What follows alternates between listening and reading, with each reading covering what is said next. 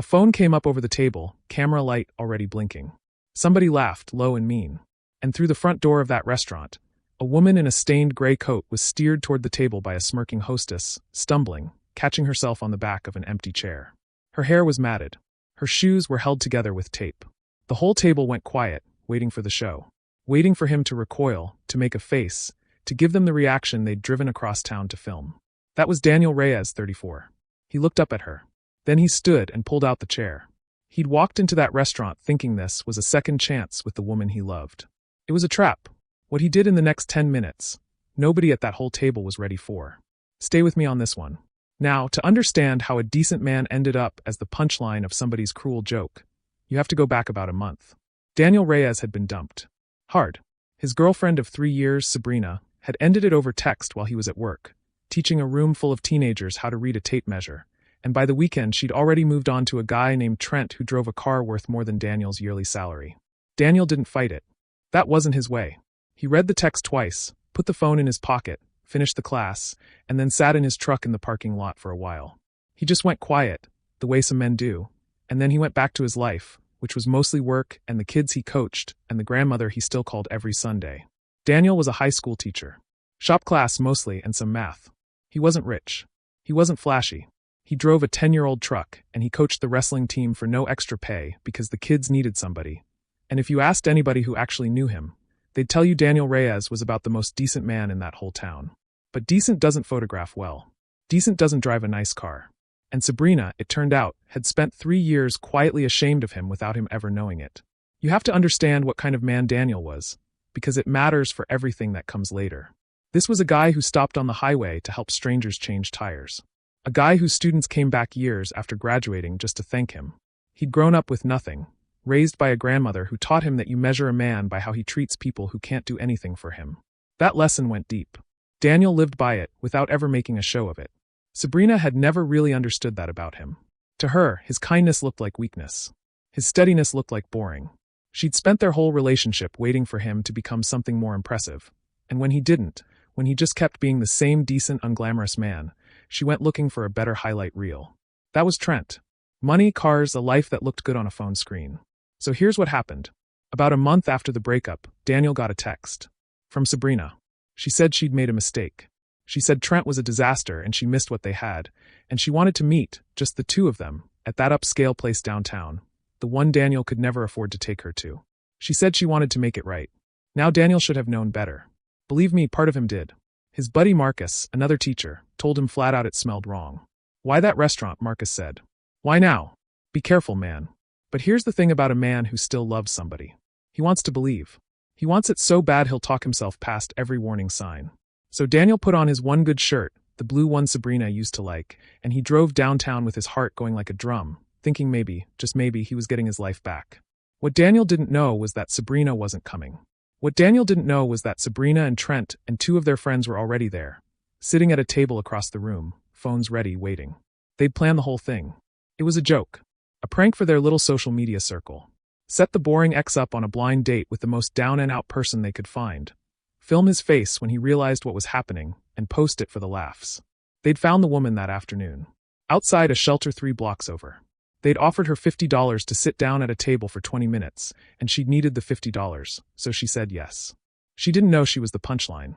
She thought it was some kind of promotion. She didn't understand until she was already walking toward that table why the pretty woman filming her was laughing behind her hand. That's the setup. That's the cruelty Daniel Reyes walked into with his heart wide open. He sat there at the table, alone, checking his phone, wondering where Sabrina was. And then the hostess brought the woman over. And for 1 second, Daniel was confused. He looked at this woman in the stained coat, saw the tape on her shoes, saw how she wouldn't quite meet his eyes, and he didn't understand. Then he heard it. The laughter from across the room. He turned his head, and there was Sabrina, phone up, filming, doubled over laughing next to Trent, with their 2 friends egging her on. And in that 1 second, the whole thing clicked into place. The restaurant he could never afford. The sudden change of heart. The text that was just a little too perfect. It had never been about getting back together. It had been about this. Daniel understood he'd been played. He understood there was no reconciliation, that there never had been, that the woman he'd put on his good shirt for had spent her evening setting a trap and inviting an audience to watch it spring. And worse than any of that, he understood that the woman standing in front of him had been dragged into this to be humiliated right alongside him. And that she was only now, this very second, starting to realize it too. You could see it happen on her face. The moment Grace understood why the pretty girl across the room was laughing. The moment she realized the $50 had a catch, and the catch was her own dignity. Her hands started to shake. She reached for the strap of her worn-out bag, getting ready to bolt, to get out of there before the humiliation could finish landing. Most men in that moment feel one thing: shame. And most men, feeling that shame, do the cruel thing to get out from under it. They stand up, they say something sharp to the poor woman, they storm out. They pass the humiliation down to the only person in the room lower than them, because that's how shame works. It rolls downhill, and it lands on whoever's standing at the bottom. Daniel Reyes was not most men. He looked at that woman. He saw her hands shaking. He saw her start to turn, to flee, having finally understood she'd been brought there to be a joke. And Daniel did the thing nobody at that table was ready for. He stood up. He pulled out her chair. And he said, loud enough for the whole room to hear, "I'm so glad you could make it. I've been looking forward to this all week. Please sit down. You must be freezing in this air conditioning. Here, take my jacket." And he took off his good blue jacket, the one he'd worn to win Sabrina back, the one thing he owned that made him feel like he belonged in a place like that, and he draped it over that woman's thin, shaking shoulders. The laughter across the room stopped dead. The woman froze, half-turned, staring at him like he'd spoken a language she didn't know. She didn't understand. Nobody in that restaurant understood. This wasn't in anybody's script. Daniel just smiled at her, calm as anything, and pulled the chair out a little further, the way you'd hold a door for someone you respected. "Please," he said, gentler now, quiet, just for her, so nobody else could hear. "I know what's happening here. I figured it out. I know why they brought you, and I'm sorry, because you didn't deserve to be part of somebody's ugly little game. But here's the thing. Right now, you and me, we're the only two people in this room who get to decide how this goes. So I'm asking you, as one human being to another, don't give them what they came for. Sit down, and let me buy you the best dinner this place makes, and let's show every one of them exactly what kind of people they are. What do you say?" The woman looked at him a long, long moment, looking for the trick, looking for the catch, and not finding one. Then slowly, like it cost her something, she sat down. And that was the moment the whole thing turned. That was the moment Sabrina's little joke started to come apart in her hands. Her name was Grace. She told him that once she'd sat down, once her hands stopped shaking enough to talk. Grace Coleman. And over the next 2 hours, in that expensive restaurant with Sabrina and Trent watching from across the room, not knowing what to do with themselves, Daniel Reyes had dinner with a homeless woman named Grace, and he treated her like she was the most important person in the building. He ordered for the table like it was a celebration. He asked her questions, and he listened to the answers. And slowly, piece by piece, Grace's story came out, and it was not the story anybody at that other table had assumed. At first, Grace could barely talk. She kept waiting for the catch. She'd been treated badly for so long that plain kindness felt like a trick she hadn't figured out yet. Every time the waiter came, she flinched a little, expecting to be asked to leave. Daniel just kept talking to her, easy and warm, the way he talked to a nervous kid on the first day of shop class, until little by little her shoulders came down from around her ears. Grace had been a pediatric nurse. For 11 years. She'd worked at the Children's Hospital 2 towns over, and she'd been good at it, the kind of nurse the families asked for by name. She could still tell you how to calm a frightened 4-year-old before a needle stick. She'd held the hands of parents on the worst nights of their lives. And then 3 years back, everything fell apart the way it sometimes does, all at once. Her husband got sick. Cancer. The treatment ate through their savings and then through everything else. Grace took unpaid leave to care for him, and then he died anyway, and by the time the dust settled she'd lost him, lost the house, lost her footing entirely. The grief took the rest. She stopped being able to work. She fell through every crack there was, and nobody caught her, and that fast, an 11-year pediatric nurse was sleeping in a shelter and taking $50 to sit at a stranger's table. It could happen to anybody, she told Daniel, not looking up. That's what nobody understands. I was one of the lucky ones, and then I wasn't, and it happened so fast. You spend your whole life thinking the people on the street did something to end up there. And then one day you're one of them, and you realize most of the time all it takes is a run of bad luck and nobody to catch you. Daniel listened to all of it. He didn't offer pity. He didn't do the thing people do, where they make your tragedy about their own feelings. He didn't say any of the useless things people say.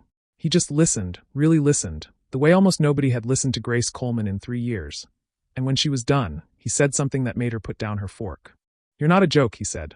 "Whatever they brought you here to be. You're a woman who loved her husband enough to lose everything for him. There's not one person at that table over their fit to carry your bag. Grace Coleman started to cry, right there at the table. Not sad crying. The other kind. The kind you do when somebody sees you for the first time in a long time. She wiped her eyes with the back of her hand, and she laughed a little, embarrassed, and she told Daniel he was going to ruin his own night feeling sorry for a stranger. And Daniel said the truest thing he said all evening. He said, "I'm not feeling sorry for you, Grace. I'm enjoying dinner with good company. There's a difference, and I think you forgot it, and that's not your fault." And across the room, Sabrina wasn't laughing anymore. If this story is getting to you the way it got to that whole restaurant, do me a favor and hit that subscribe button. It genuinely helps, and I promise you, the best of this story is still coming. Because here's what happened next. Sabrina couldn't stand it. She'd come to that restaurant to feel superior, to laugh at the man she'd thrown away, and instead she was watching him become the best man in the room. She was watching a homeless woman get treated with more love and respect than Sabrina herself had shown Daniel in 3 years. And she could not handle it. So she got up, and she walked over, and she tried to save her joke. She came to the table with Trent trailing behind her, and she put on that mean little smile, and she said loud so her friends could hear. "Wow, Daniel. This is who you're settling for now. A bum you found on the street. God, you really couldn't do better, could you? This is perfect." The whole restaurant was watching now. You could feel it. Forks stopped moving. Conversations died. Every person in that room had figured out what was happening, and they were watching to see how it landed. And Daniel Reyes stood up slow, and he looked at Sabrina, and for the first time in a month there was nothing soft in his face at all. "Settling," he said. "You want to talk about settling? I spent 3 years settling, Sabrina. I settled for someone who was embarrassed by me. Someone who'd drive across town and pay a grieving woman $50 just to film a stranger's humiliation for a laugh. You brought this woman here to make her a joke, and instead she showed me more grace in 20 minutes than you showed me in 3 years. So no, I'm not settling. For the first time in a long time, I'm doing the exact opposite." Sabrina's face went red. Trent looked at his shoes and took a step back, already trying to pretend he wasn't part of it. "You think you're so much better than us," Sabrina snapped, but her voice had cracked now, the confidence gone out of it. "No," Daniel said. "I don't think I'm better than anybody. That's the whole difference between you and me. You needed somebody to look down on tonight so bad you built an entire evening around it. I hope to God you figure out why, before you do this to somebody else. Because a person who has to make other people small to feel big, Sabrina, that's not a happy person. That's the loneliest kind of person there is." For a second, just a second, something flickered across Sabrina's face that might have been the truth landing. Then it was gone, buried under the anger, because some people would rather be angry than honest. And then Daniel did one more thing. He turned to the manager, who'd been hovering nearby, and he said, quiet and even, "That woman over there was filming a person without her consent, to humiliate her, in your restaurant. I imagine your other guests would rather not be part of a video like that." The manager, who had been watching the whole ugly scene unfold, had clearly already made up his mind. He asked Sabrina and Trent to leave. Politely, firmly, in front of everybody. They left.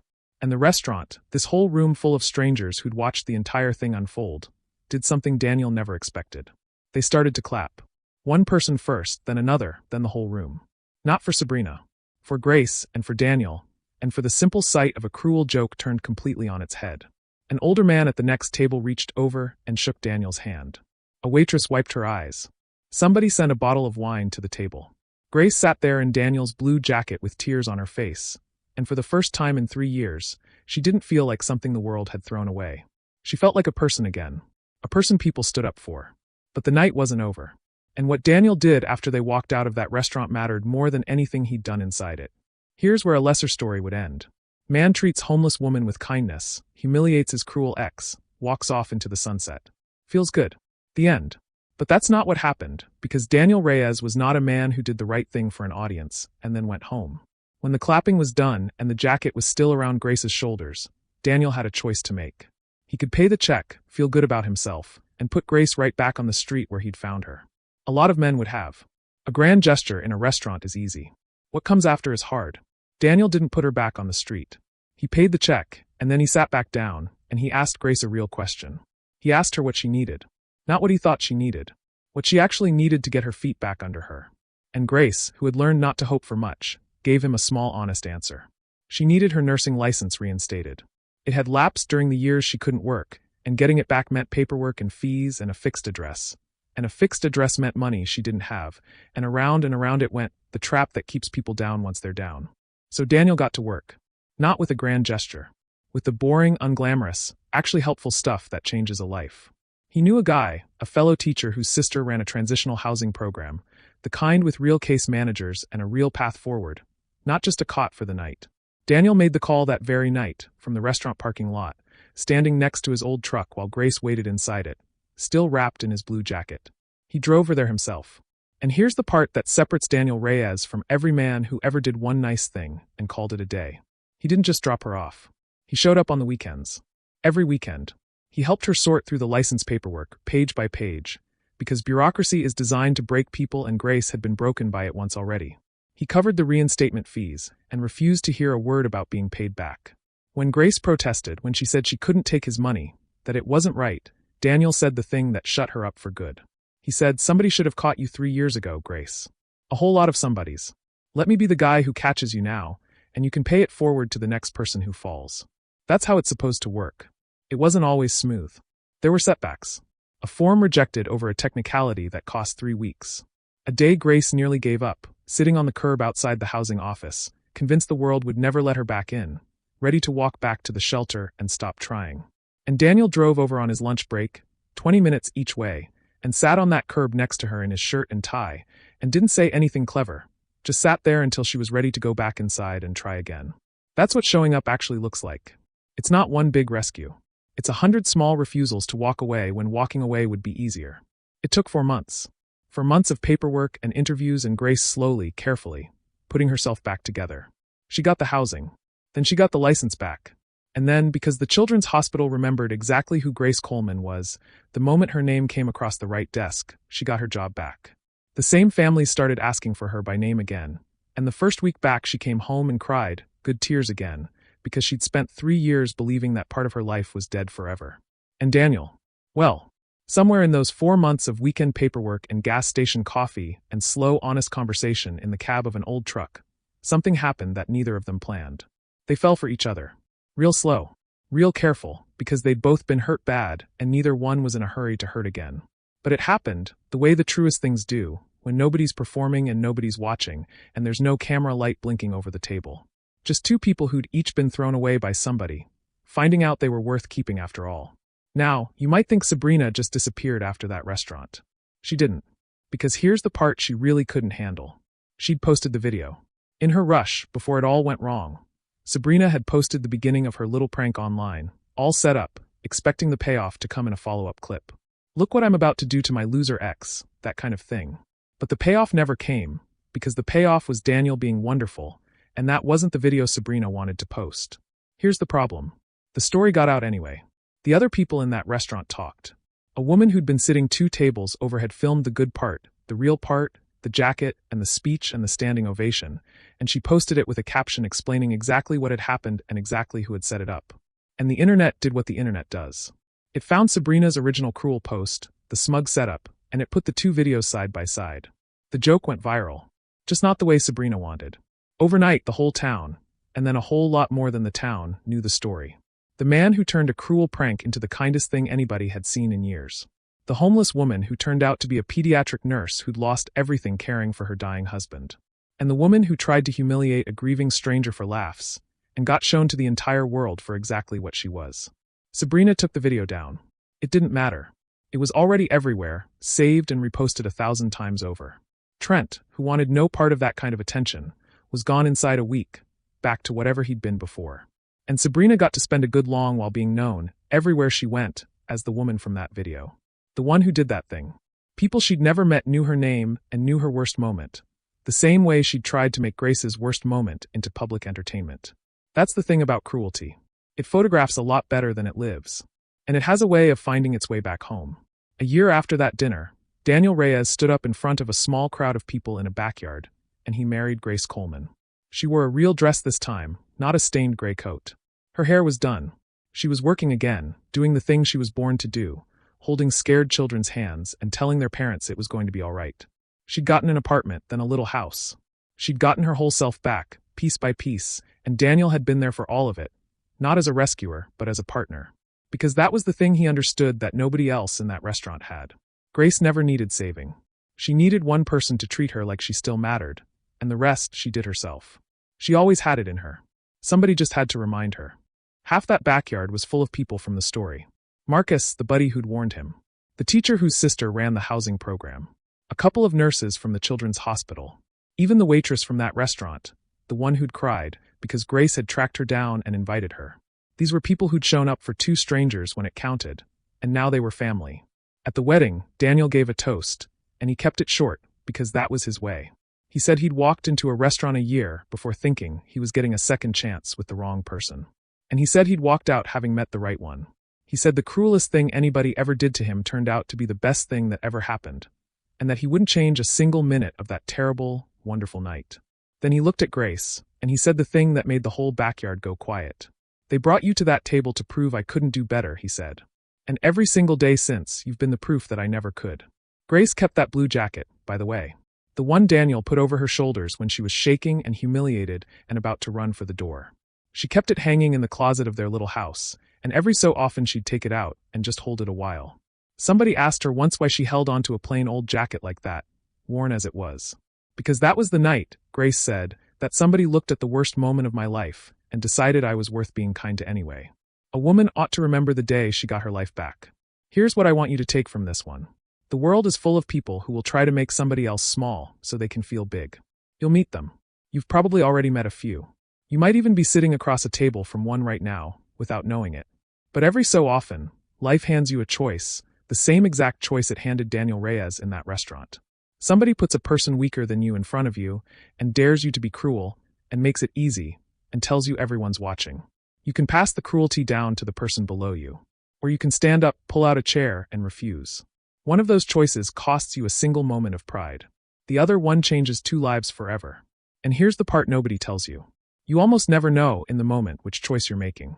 Daniel didn't stand up thinking he was meeting his future wife.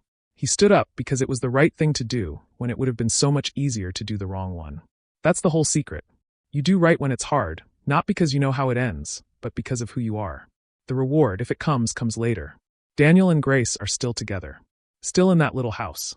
Grace is back at the children's hospital, and every now and then she treats a family that's about to lose everything the way she once did. And she makes a phone call, and she catches somebody the way she was caught. And that old blue jacket still hangs in the closet, reminding anybody who hears the story that the kindest thing you ever do might just walk in wearing a stained gray coat on the worst night of somebody's life, looking like the last thing you needed.